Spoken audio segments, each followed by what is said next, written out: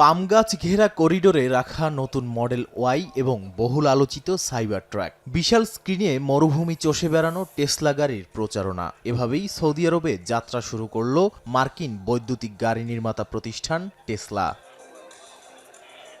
বিশ্বজুড়ে বিক্রি কমায় সৌদির বাজারে প্রবেশ টেসলার জন্য সময়োপযোগী সিদ্ধান্ত বলে মনে করছেন অনেকে। পণ্যের মেয়াদ, প্রতিযোগিতা আর মাস্কের বিতর্কিত রাজনৈতিক সংশ্লিষ্টতার কারণে ৩ বছরের মধ্যে সবচেয়ে দুর্বল পারফরম্যান্সের মুখে তার কোম্পানি।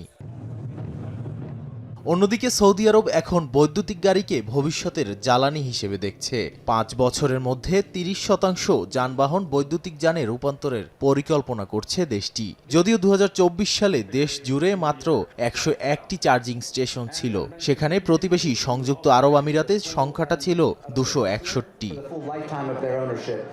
টেসলা প্রথম ধাপে ৩টি শহরে চার্জিং স্টেশন বসানোর পরিকল্পনা করছে।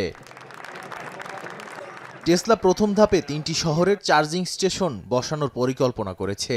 অনলাইন অর্ডার, শপিং মলে পপ আপ স্টোর আর সার্ভিস সেন্টারও চালু হবে বলে জানিয়েছেন স্থানীয় কর্মকর্তারা।